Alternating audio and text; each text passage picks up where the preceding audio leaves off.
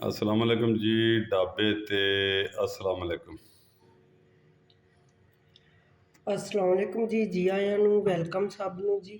ਅੱਜ ਅਸੀਂ ਬਣਾਵਾਂਗੇ ਵਾਈਟ ਬੀਫ ਪੁਲਾਓ ਤੇ ਜਿੰਦੇ ਵਾਸਤੇ ਗੋਸ਼ਤ ਈਦ ਵਾਲਾ ਕੁਰਬਾਨੀ ਦਾ। ਈਦ ਤੋਂ ਇਹ ਦੂਸਰੇ ਦਿਨ ਦੀ ਵੀਡੀਓ ਤੇ ਗੋਸ਼ਤ ਹਮੇਸ਼ਾ ਹੀ ਅਸੀਂ ਨਾ ਜਿਹੜਾ ਈਦ ਵਾਲਾ ਹੁੰਦਾ ਉਹਨੂੰ ਅਸੀਂ 1 ਕਿਲੋ ਤੋਂ ਜ਼ਿਆਦਾ ਗੋਸ਼ਤ ਔਰ 1 ਕਿਲੋ ਸਾਡੇ ਚਾਵਲ ਨੇ ਸਾਫ਼ ਸੁਫ ਕਰ ਲਿਆ। ਇਹਦੇ ਵਿੱਚ ਪਾਵਾਂਗੀ ਮੈਂ ਪਾਣੀ ਜ਼ਿਆਦਾ ਸਾਰਾ ਪਾਣੀ ਪਾਉਣ ਦੀ ਇਹ ਵਜ੍ਹਾ ਕਿ ਅਸੀਂ ਨਾ ਹਮੇਸ਼ਾ ਤੋਂ ਜਿਹੜਾ ਈਦ ਵਾਲਾ ਗੋਸ਼ਤ ਹੁੰਦਾ ਹੈ ਉਹਨੂੰ ਨਾ ਐਕਸਟਰਾ ਪਾਣੀ ਪਾ ਕੇ ਨਾ ਉਬਾਲੀਦਾ ਹੈ। ਥੋੜ੍ਹਾ ਜਿਹਾ ਉਬਾਲ ਆਏਗਾ ਫਿਰ ਮੈਂ ਤੁਹਾਨੂੰ ਦਿਖਾਵਾਂਗੀ ਕਿ ਕਿਉਂ ਅਸੀਂ ਉਬਾਲਨੇ ਤੇ ਔਰ ਅੱਛਾ ਜੀ ਅਸੀਂ ਹੁਣ ਦੇਖਨੇ ਦੇਖੋ ਉਬਾਲ ਆ ਗਿਆ। ਇੱਕ ਹੀ ਉਬਾਲ ਇਹਨੂੰ ਦਵਾਉਣਾ ਹੈ। ਉਬਾਲ ਦਵਾਉਂਦੇ ਆ ਦੇਖੋ ਉੱਪਰ ਕਿੰਨੀ ਮੈਲ ਆ। ਇਹ ਵਜ੍ਹਾ ਹੁੰਦੀ ਹੈ ਜਿਹੜਾ ਈਦ ਵਾਲਾ ਗੋਸ਼ਤ ਹੁੰਦਾ ਨਾ ਖਾਸ ਤੌਰ 'ਤੇ ਹਮੇਸ਼ਾ ਹੀ ਇਵੇਂ ਦਾ ਹੀ ਹੁੰਦਾ ਅਤੇ ਉਹਨੂੰ ਅਸੀਂ ਨਾ ਕਈ ਵੇਖਿਆ ਆਪਣੀਆਂ ਅੰਮੀਆਂ ਨੂੰ ਕਿ ਉਬਾਲ ਲੈਂਦੇ ਨੇ। ਹਲਕਾ ਜਿਹਾ ਉਬਾਲ ਆਏਗਾ ਹੁਣ ਅਸੀਂ ਇਹਦਾ ਪਾਣੀ ਸਾਰਾ ਕੱਢ ਦਿਆਂਗੇ। ਇਹਦਾ ਪਾਣੀ ਕੱਢ ਦਿਆਂਗੇ ਅਤੇ ਫਿਰ ਇਸ ਤਰ੍ਹਾਂ ਇਹਨੂੰ ਇੱਕ ਦਫਾ ਕਰ ਲੈਣਾ ਕਿ ਸਾਰਾ ਮੈਲਾ ਕੁਚੈਲਾ ਨਾ।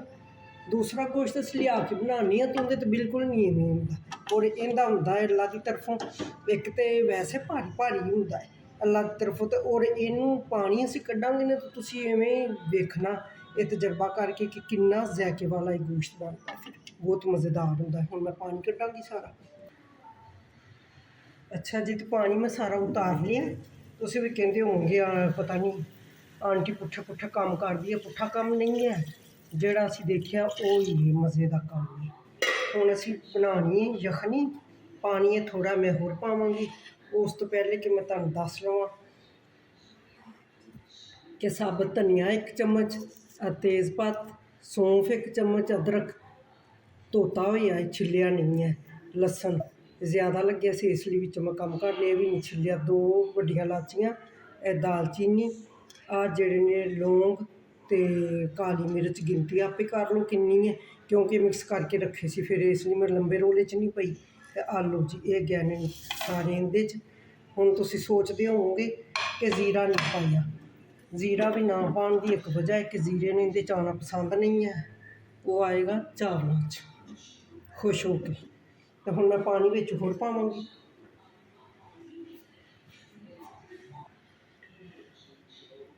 ਅੱਛਾ ਜੀ ਹੁਣ ਇਹ ਪਾਣੀ ਮੈਂ ਹੋਰ ਪਾ ਦਿੱਤਾ ਕਿ ਇਹਨੂੰ ਹੁਣ ਨਾ ਕਮ ਸੋ ਕਮ ਅਸੀਂ ਕੋਈ 25 ਕੁ ਮਿੰਟ ਲਾਵਾਂਗੇ ਪ੍ਰੈਸ਼ਰ ਤਾਂ ਕਿ ਸਾਡਾ ਨਾ ਇਹ ਵੱਡਾ ਗੋਸ਼ਤ ਗਲ ਜਾਏ। ਤਾਂ ਪਾਵਾਂਗੇ ਲੂਣ ਭਰ ਕੇ 2 ਚਮਚੇ।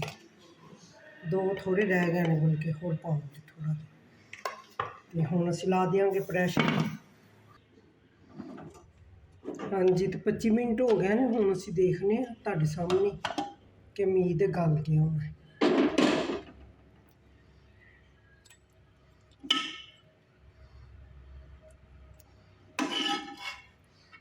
ਅਤੇ ਦੇਖੋ ਮਾਸ਼ਾਅੱਲਾ ਨਜ਼ਰ ਹੀ ਆ ਰਿਹਾ ਕਿ ਸਾਡਾ ਇਹ ਗਲ ਗਿਆ ਗੋਸ਼ਤ ਗਲ ਗਿਆ। ਅਤੇ ਹੁਣ ਅਸੀਂ ਬਣਾਵਾਂਗੇ ਆ ਯਖਨੀ ਹੋ ਗਈ ਇਹਦੀ। ਅਤੇ ਇਹ ਸਾਰੀ ਯਖਨੀ ਹੁਣ ਮੈਂ ਤੁਹਾਡੇ ਸਾਹਮਣੇ ਪਾਵਾਂਗੀ ਅਤੇ ਅਸੀਂ ਕਿਸ ਤਰ੍ਹਾਂ ਮਟਨ ਪੁਲਾਓ ਬਣਾਉਂਦੇ ਹਾਂ। ਅੱਛਾ ਹੁਣ ਅਸੀਂ ਕੜਾਹੀ ਰੱਖ ਲਈ ਹੈ। ਖੁੱਲ੍ਹੇ ਮੂੰਹ ਵਾਲਾ ਭਾਂਡਾ ਰੱਖਣਾ ਚਾਹੀਦਾ ਤਾਂ ਕਿ ਸਾਡੇ ਚਾਵਲ ਨਾ ਖਿਲੇ ਪੱਕਣ ਖੁਸ਼। ਅਤੇ ਇਹ ਮੈਂ ਲੈ ਲਿਆ ਪਿਆਜ਼ 1 ਬੜੇ ਵਾਲਾ। ਇਹਨੂੰ ਹੁਣ ਅਸੀਂ ਥੋੜ੍ਹਾ ਜਿਹਾ ਕਰਾਂਗੇ ਲਾਈਟ ਗੋਲਡਨ ਕਿਉਂਕਿ ਅਸੀਂ ਕਲਰ ਨਹੀਂ ਦੇਣਾ, ਵਾਈਟ ਪੁਲਾਓ ਦੇਣਾ।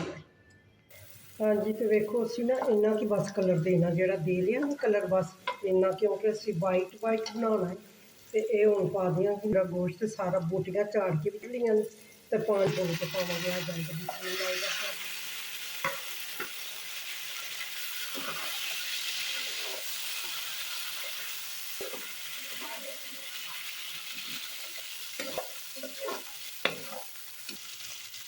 ਥੋੜ੍ਹੀ ਜਿਹੀ ਸਬਜ਼ ਮਿਰਚ ਲਈ ਟਮਾਟਰ ਲੈਣੇ ਇਹਨਾਂ ਨੂੰ ਕਰ ਲਿਆ ਮੈਂ ਗ੍ਰਾਈਂਡ। ਬਹੁਤ ਜ਼ਿਆਦਾ ਤੇਜ਼ ਮਿਰਚ ਮਸਾਲੇ ਵਾਲਾ ਨਹੀਂ ਬਣਾਉਣਾ। ਅਸੀਂ ਬਣਾਉਣਾ ਹੈ ਹਲਕੇ ਮਿਰਚ ਮਸਾਲੇ ਵਾਲਾ। ਤੁਹਾਡੀ ਜਿੰਨੀ ਮਰਜ਼ੀ ਤੁਸੀਂ ਪਾ ਸਕਦੇ ਹੋ। ਅਸੀਂ ਹਲਕੇ ਮਿਰਚ ਮਸਾਲੇ ਵਾਲਾ ਬਣਾਵਾਂਗੇ। ਗੋਸ਼ਤ ਸਾਡਾ ਫਰਾਈ ਹੋ ਗਿਆ ਅਤੇ ਇਹ ਅਸੀਂ ਹੁਣ ਕਰਾਂਗੇ ਡਿਸ਼ ਆਊਟ। ਪਲੇਟ ਨਾ ਭਤੀਜੇ ਹੋ ਤੁਸੀਂ।